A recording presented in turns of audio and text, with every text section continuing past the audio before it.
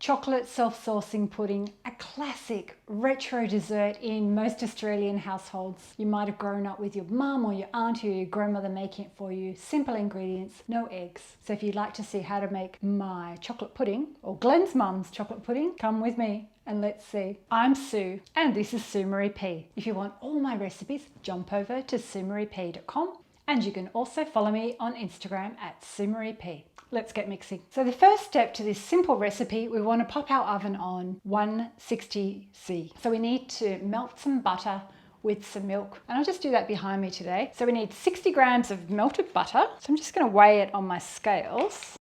And we need about half a cup of milk. So that's 120 mils.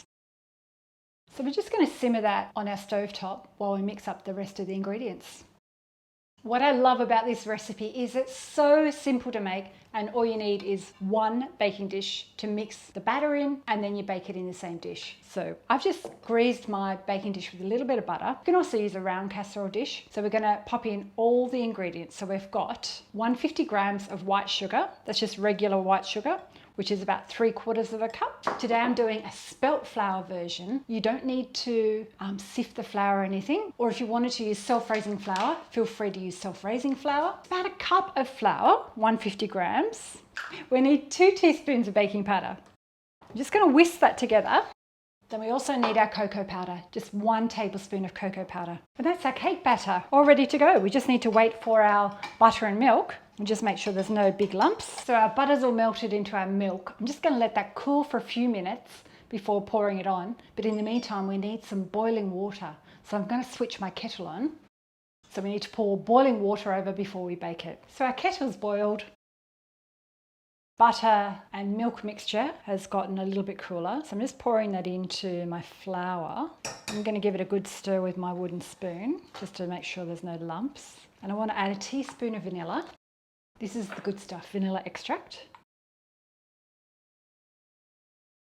Then we've got 150 grams or 3/4 cup of brown sugar. I like using dark brown sugar because it makes the sauce a little bit more caramelly, but it would work okay if you had light brown sugar. Sprinkle that all on top and this creates the sauce.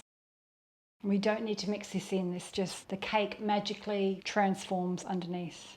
And then we've got our cocoa powder, which we just sprinkle that all on top as well. That's 1 tablespoon of cocoa powder. So next thing, pour your boiling water over the top, 2 cups. Now we bake this for 25 minutes in our preheated oven. The chocolate pudding's out. It never presents that well, but it tastes delicious. So let's do a taste test before my ice cream melts.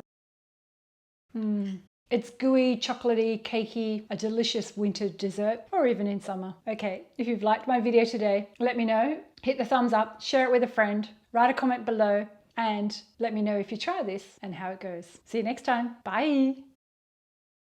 Check out some of my other videos. I'll put some links up here.